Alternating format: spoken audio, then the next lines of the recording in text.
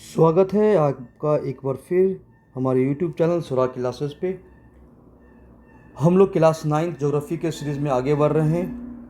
हम लोग geography chapter 1 में एनसीईआरटी बुक को कवर कर रहे हैं। एनसीईआरटी बुक के टॉपिक को लेकर और डिटेल में उसको कवर करने का प्रयास कर रहे हैं, जिससे आपकी समझ और विकसित होगी।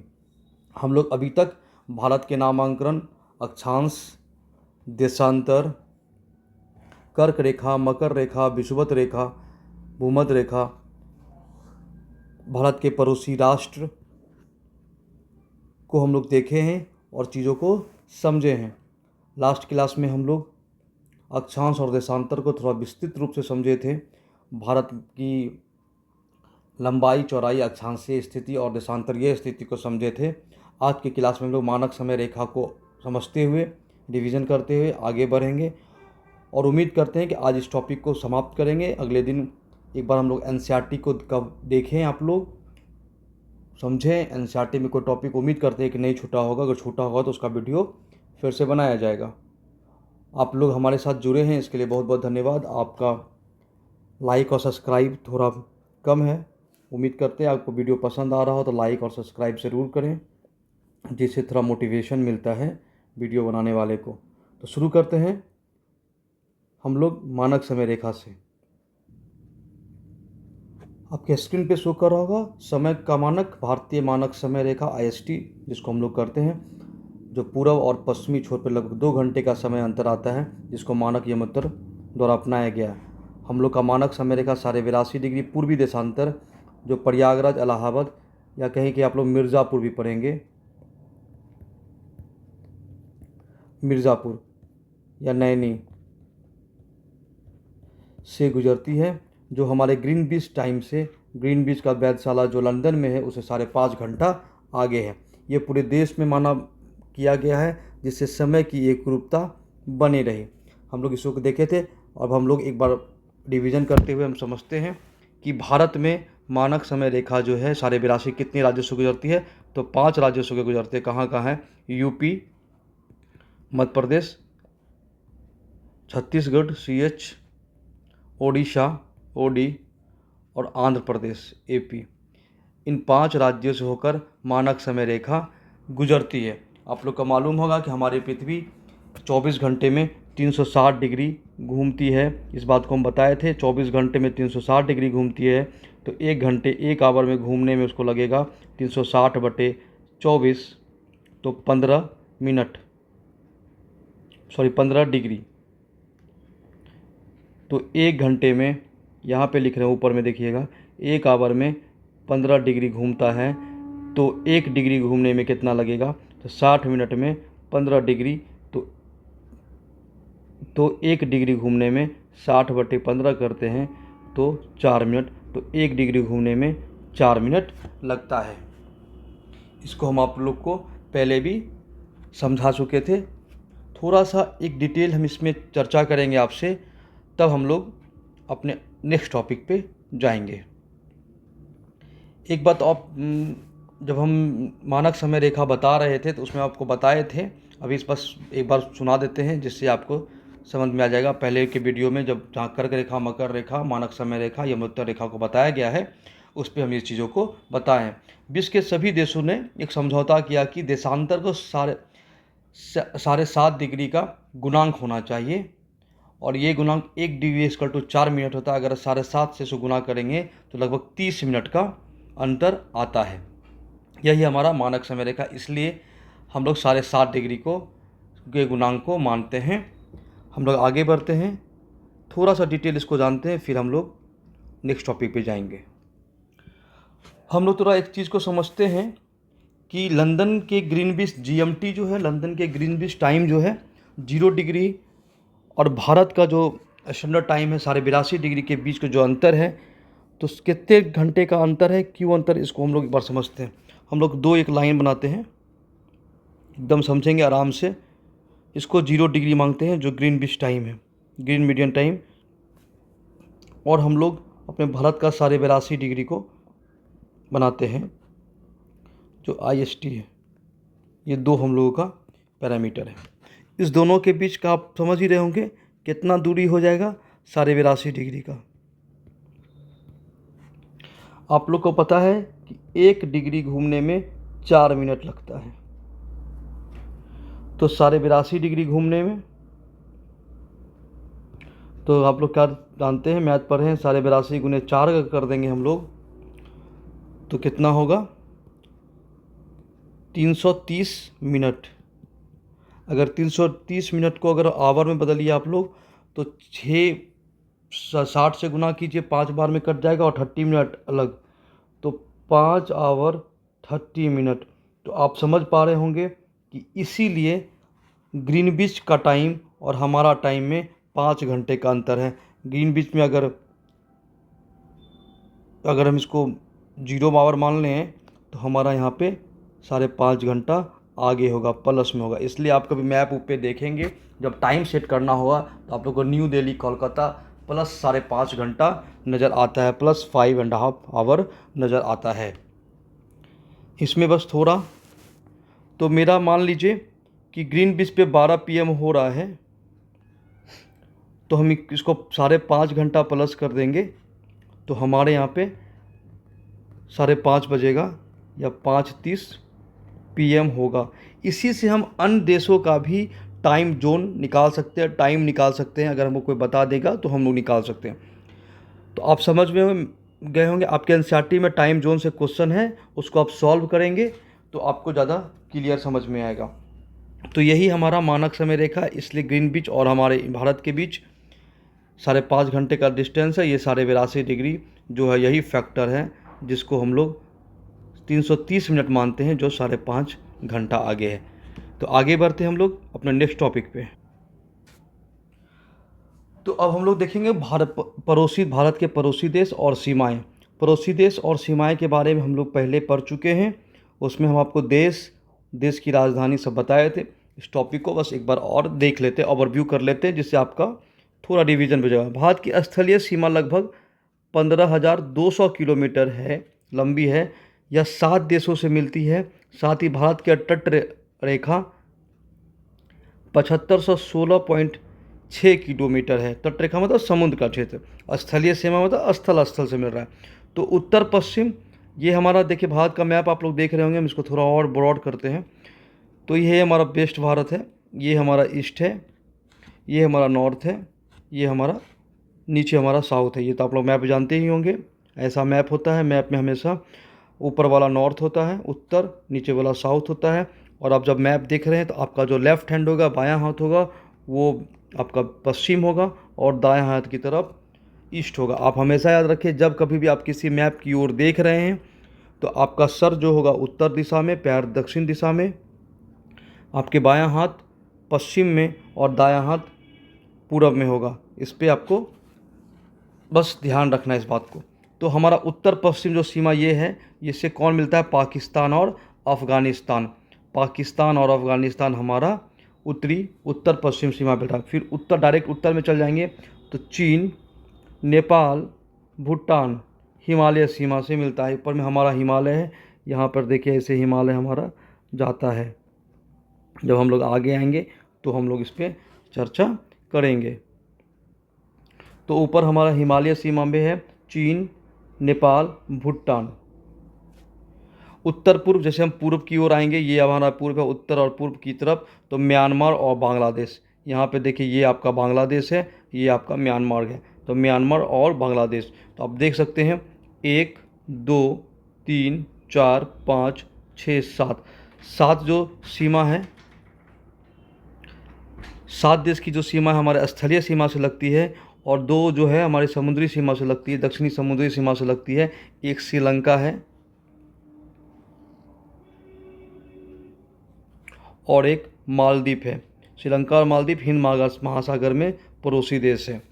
तो आप समझेंगे भारत के पड़ोसी देश और पड़ोसी देश की सीमाएं। हमारी स्थलीय सीमा कितना है, 15,200 किलोमीटर, 7 देशों से मिलती है। और तट रेखा कितना है, 7,516.6 किलोमीटर जो तट रेखीय सीमा लगता है। अब आपको भारत के पड़ोसी देश और सीमाओं से किसी प्रकार का कन्फ्यूज़न नहीं होगा। आप थोड़ा अगर और डिटेल में जानना चाहें तो हम आपको बता सकते हैं कि भारत की जलीय सीमा कैसे लगती है, लेकिन जब हमारा टॉपिक आएगा तो उस पर डिटेल हम लोग चर्चा करेंगे। आगे हम लोग बढ़ते हैं। अब हमारा टॉपिक है कर्क रेखा का प्रभाव। कर्क रेखा आप लोग जान रहे हैं, कई बार हम लोग पढ़ चुके हैं। 23.5 डिग्री उत्तरी अक्षांश जो है उसको हम लोग विषुवत रेखा 0 डिग्री, 23.5 डिग्री उत्तरी गोलार्ध जो है जिसको हम लोग कर्क रेखा कहते हैं। कर्क रेखा भारत के 8 राज्यों से गुजरती है। गुजरात, राजस्थान, मध्य प्रदेश, छत्तीसगढ़, झारखंड, पश्चिम बंगाल, त्रिपुरा, मिजोरम, 8 राज्यों के गुजरती है। देख लेते हैं। पश्चिमी छोर में गुजरात प्रवेश करता है, राजस्थान भी होगा यहाँ पे। फिर आप देखिए मध्य प्रदेश, छत्तीसगढ़ केंद्रीय भाग से गुजरता है। पूर्वी भाग में झारखंड और पश्चिम बंगाल, और उत्तर पूर्वी सीमा पे जो है त्रिपुरा और मिजोरम। ये हमारा कर्क रेखा का है। इसको आप लोग मित पे गमछा झाड़ बताए थे, तो उतना ट्रिक पे मत जाइए, मैप को देख के चलिए। हमेशा मैप को माइंड में रखिए, तो जिससे चीज़ें आसान होगी।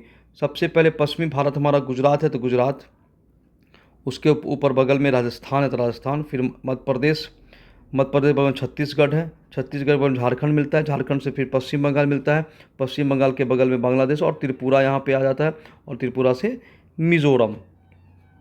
फिर से हम एक बार आपको बता देते हैं। सबसे पहले हमारा गुजरात से जैसे थोड़ा ऊपर बढ़े, यहाँ राजस्थान हमारा मिल रहा है। यहाँ पे मध्य प्रदेश, छत्तीसगढ़, मध्य प्रदेश के बगल में छत्तीसगढ़ है, फिर झारखंड, फिर पश्चिम बंगाल, त्रिपुरा और मिजोरम। ये हमारा जो क्षेत्र है 8 राज्यों से होकर कर्क रेखा गुजरती है। इस टॉपिक में और कोई कन्फ्यूजन नहीं है, यही कन्फ्यूजन। बस एक और चीज़ जानिए कि जो भी राज्य हम बता रहे हैं उसका राजधानी आपको मालूम होना चाहिए। इम्पॉर्टेंट अभी जस्ट एक एग्ज़ाम हुआ है बीपीएससी के द्वारा, AEDO का एग्ज़ाम लिया गया था, बस हम आपको जानकारी के लिए दे रहे हैं। उसमें ये नहीं पूछा था कि कितने राज्यों से होकर कर्क रेखा नहीं गुजरती है या गुजरती है ना, उसमें पूछा था, 4 ऑप्शन दे दिया था, जिस पे 4 इंडस्ट्री का नाम दे दिया था। अब बोला गया था इनमें से कौन सी इंडस्ट्री कर्क रेखा पे नहीं है। तो आपको अगर इस सभी राज्य के बारे में मालूम होगा तभी इसका आप जवाब सही से दे पाएंगे। तो आगे की बात है, लेकिन जब डिटेल में पढ़ रहे हैं तो चीज़ों को पढ़ते चलिए। कर्क रेखा में देखिए, कर्क रेखा 23.5 डिग्री भारत के लगभग मध्य से गुजरती है।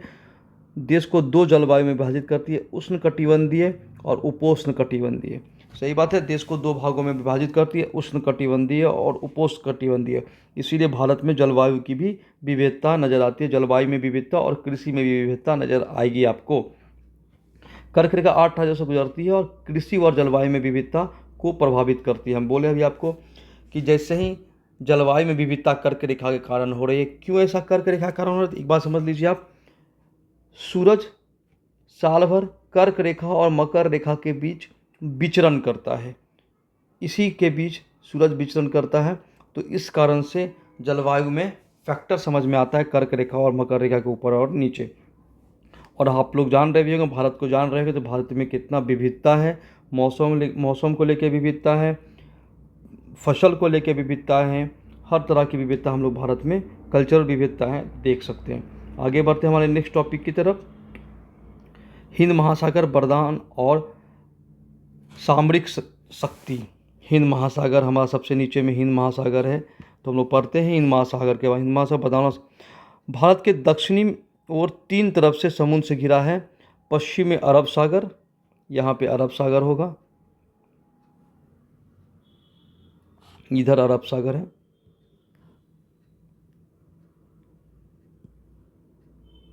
अरेबियन सी,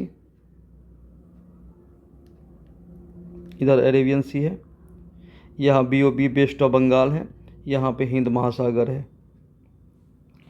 तो पश्चिम अरब सागर, पूर्व में बंगाल खाड़ी और दक्षिण में हिंद महासागर एकमात्र देश है जिसका नाम महासागर के नाम पे पड़ा है। इसको भी हम लोग मान सकते हैं, हिंद महासागर के नाम पे भारत पड़ा है, लेकिन ऐसा हम लोग आगे पढ़े हैं।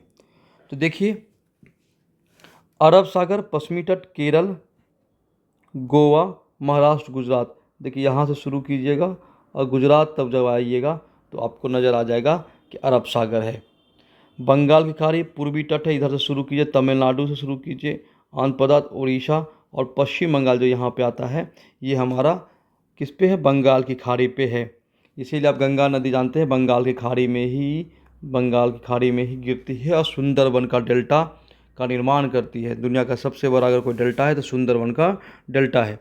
हिंद महासागर दक्षिणी सीमा है, व्यापार और नौवहन के का मुख्य कार्य है। व्यापार के लिए हमारा हिंद महासागर बहुत इम्पॉर्टेंट फैक्टर है। भारत में 7,516.5 किलोमीटर लंबी तटरेखा व्यापार, मत्स्य पालन, नौसैनिक सुरक्षा के लिए अत्यंत महत्वपूर्ण है। आपको याद रखना है अरब सागर पे कौन कौन सा हमारा राज्य है, बंगाल की खाड़ी पे कौन कौन सा राज्य है, और हिंद महासागर हमारा, सीधी सी बात है, हिंद महासागर हमारा व्यापार और नौवहन के लिए, नौसेना के लिए, मत्स्य पालन के लिए इम्पोर्टेंट है। आगे बढ़ते हम लोग। उपमहाद्वीप की भौतिक विविधताएं देखते हैं हम लोग को क्या बताता है इसमें। भारत की विशालता, भू सांस्कृतिक भिन्नता और भौगोलिक स्वतंत्रता की पहचान इसे एक उपमहाद्वीप की दर्जा देती है। यहाँ भौगोलिक विविधता विश्व में अद्वितीय है, बिल्कुल अद्वितीय है। सबसे पहले आप भारत का सीमा देखें। भारत में उत्तर में विशाल हिमालय है, उत्तर में हिमालय पर्वत, विश्व की सबसे ऊंची पर्वतमाला उत्तरी सीमा पर प्राकृतिक दीवार है जो उत्तर से आने वाली ठंडी हवा को रोकता है। हमारे यहाँ पे विशाल नदी है, गंगा, यमुना, ब्रह्मपुत्र, जो कृषि के लिए, सांस्कृतिक जीवन रेखा के लिए बहुत बड़ा योगदान है। और उसके बाद है हमारा दक्कन का पठार, प्रायद्वीपीय भारत की विशाल पठारी क्षेत्र, खनिज की समृद्धि है। बिल्कुल पठारी, जो दक्कन के पठार का क्षेत्र है उसमें खनिज संप्रदाय बहुत ज़्यादा है। विविधता में यही भारत की सबसे बड़ी भौगोलिक और सांस्कृतिक विशेषता है। तो सही बात है कि उत्तर में हमारा हिमालय बहुत इंपॉर्टेंट फैक्टर होता है। जब हम लोग 9th के मौसम में चैप्टर में आएंगे तो आपको बताएंगे किस प्रकार पश्चिमी विक्षोभ की हवा को रोकता है हमारे हिमालय, और किस प्रकार कुछ हवा को आने देता है जिससे हमारे यहाँ पे वर्षा भी होता है, और ठंडी हवा को, साइबेरियन हवा को रोकता है। नदी, आप जानते हैं किसी भी सभ्यता की शुरुआत, किसी भी सभ्यता का विकास नदी के किनारे होता है। अगर नदी कहीं पे है तो वहाँ पे सभ्यता का विकास अच्छे से होगा। तो नदी हमारे लिए जीवनदायी, नदी हमारे लिए गंगा है, यमुना है, ब्रह्मपुत्र है।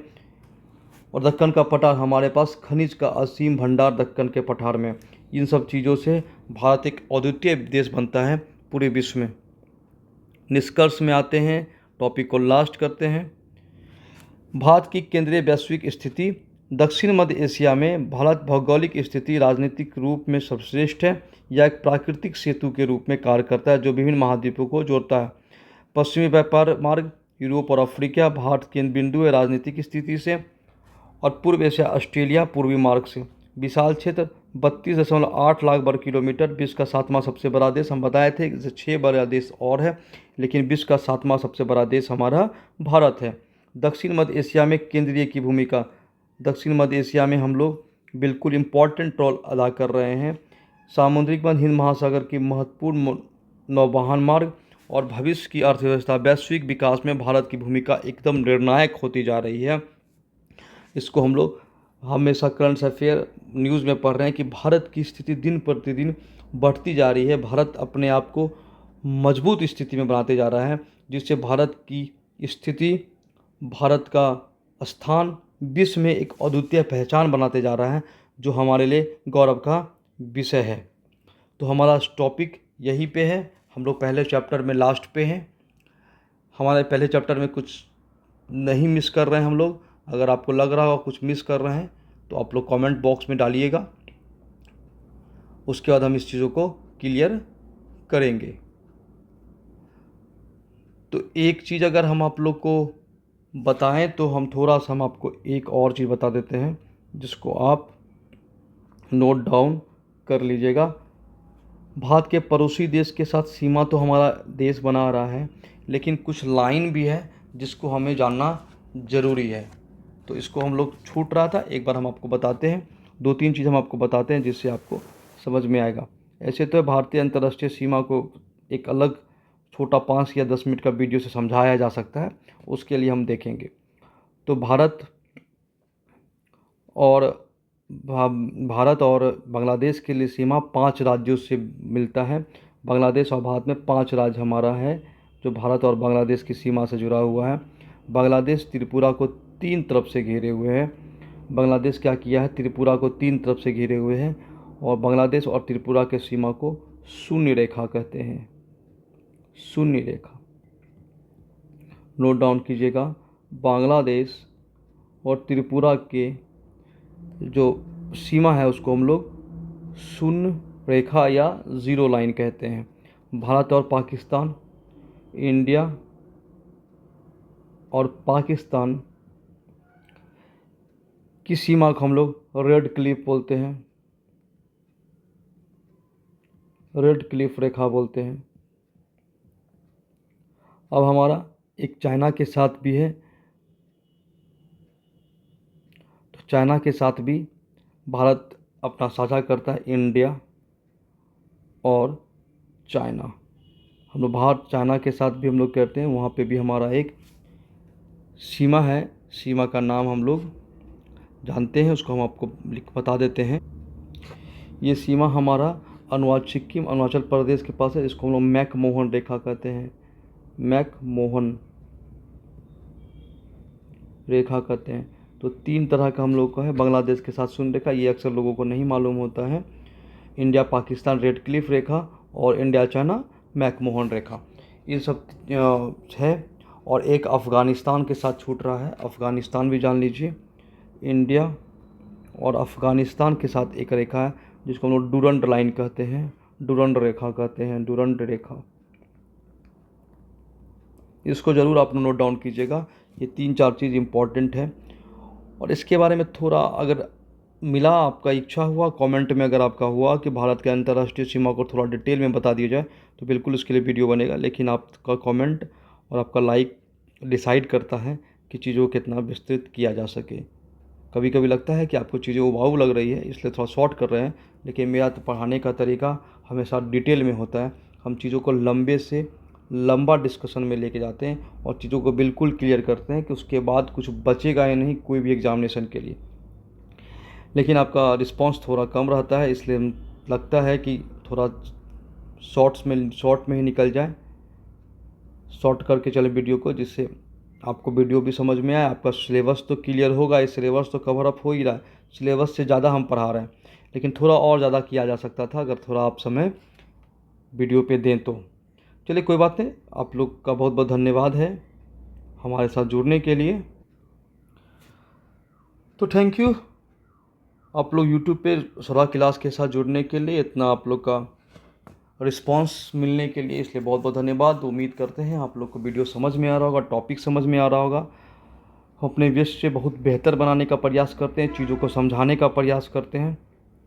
आप यूं ही जुड़े रहें, अपने दोस्तों को भी शेयर करें जिससे वो भी जुड़ें, उनका भी थोड़ा एग्जामिनेशन का प्रिपरेशन, थोड़ा हमारे देश की समझ विकसित हो, हमारे देश की भौगोलिक सीमा की समझ विकसित हो, जिससे उनको भी फ़ायदा हो और आपको फ़ायदा हो।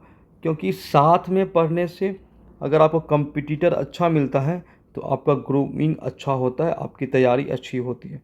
तो आप वीडियो को लाइक करें, सब्सक्राइब करें, अपने दोस्तों को भेजें, और अगर कोई क्वेरी हो तो कमेंट बॉक्स में लिखें।